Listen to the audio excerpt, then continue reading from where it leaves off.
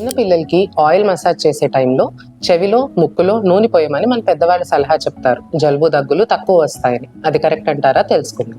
Hi, I'm doctor Manogna, consultant paediatrician, Jyothi hospital, Miryalaguda.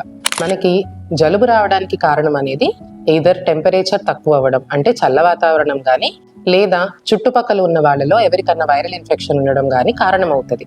అంతేగాని తినే food వల్ల కానీ, ఫ్రూట్స్ వల్ల కానీ, తల్లి తీసుకునే ఫుడ్ వల్ల కానీ కాదు. దాన్ని తగ్గించుకోవడానికి చెవిలో ముక్కులో నూనె వేయండి, అవకాశాలు తగ్గుతాయి అని పెద్దవాళ్ళు చెప్తా ఉంటారు. ఇది అస్సలు చెయ్యకూడని ప్రాక్టీస్ అండి. ఎందుకంటే ముక్కులో కానీ చెవిలో కానీ ఆయిల్ వేసినప్పుడు అది వేరే ఎయిర్వే ద్వారా ఊపిరితిత్తుల్లోకి వెళ్ళడానికి అవకాశం ఉంటుంది. నూనె అనేది ఫ్యాట్ సాల్యుబుల్ కంటెంట్.